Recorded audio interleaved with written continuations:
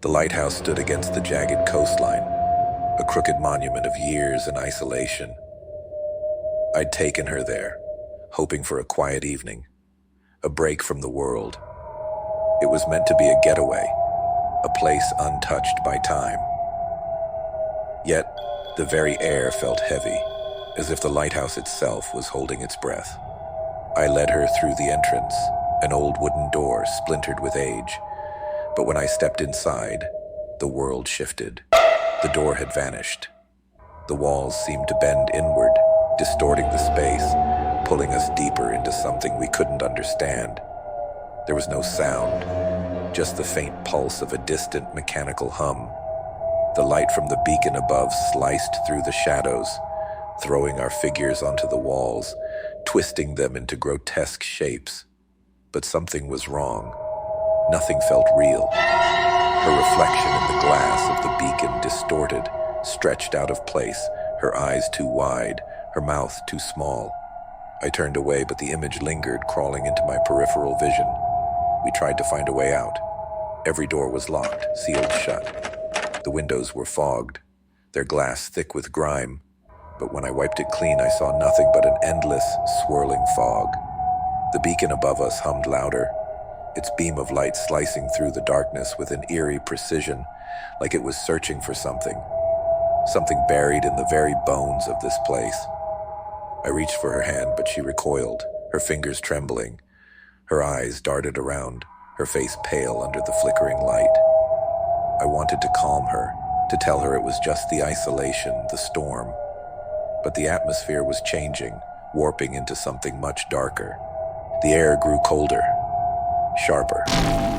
The walls seemed to close in, stretching like a living thing. Every corner of the lighthouse felt wrong. Something was watching us, waiting.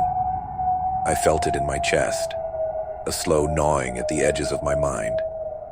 The beacon above us pulsed, its light sweeping across the room, and with every pass, I saw something new. My own face twisted, distorted by the flashing light. Each reflection was more monstrous than the last, a gnawing creature beneath my skin. Her scream tore through the silence, but no sound came from her mouth. The air around her vibrated, pulsing with a force I couldn't see but could feel.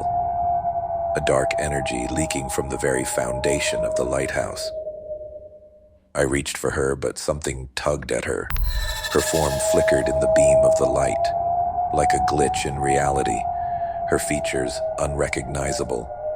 I tried again, this time with more force, pulling her away from the twisted shadows that clung to her. But the closer I got, the more her reflection shifted. Her face was no longer hers. The eyes were hollow, her skin slick with an oily sheen, her body malformed and grotesque. It felt like the lighthouse was feeding on her, bending her into something that wasn't human. But then, in that split second of horror, I saw it. The truth behind the distortion. I wasn't looking at her. I was looking at myself. The reflection staring back at me was not mine, but an image of a man, twisted, gnarled, broken. The floor groaned beneath us, the building shifting with a mournful sigh, as if acknowledging our presence for the first time. I stumbled backward, grasping her hand again, trying to pull her away from the light. But it was too late. The beam of the beacon swept over us, and in its harsh glow, I saw the past, our past, revealed. Memories that were not mine, places I had never been, faces that were not hers. It was as though the lighthouse was peeling away the layers of our reality, showing us the dark corners of our existence that we had long buried. Her face contorted in a twisted mockery of a smile, her eyes reflecting the horrors of the past, the things we had done, the people we had wronged. The lighthouse knew. It had always known. The light seemed to pulse with our every thought, every sin, every lie we had ever told. It was as though the lighthouse had been waiting for us to uncover it all, to finally face the darkness we had tried so hard to ignore. I backed away, but the floor beneath us cracked, a deep guttural sound that shook the very foundations. The walls trembled with the weight of the truth, and the light flickered, fast, chaotic, as if it had become sentient, angry. The very air felt thick, suffocating. With a force I didn't know I had, I pulled her with me, and we ran. Ran from the beacon, ran from the light, ran from the twisted images that danced along the walls. We bolted for the stairs, our feet slipping on the wet stone. The entire lighthouse groaned in protest, the walls buckling, as if it was trying to keep us inside. The beacon's light swept over us one last time. I glanced back, and for a moment I saw her face again. Real this time, her eyes wide with terror, but no longer twisted, no longer broken. We reached the bottom, and the door that had once been sealed was now ajar, as though waiting for us. The storm had stopped. The fog had cleared.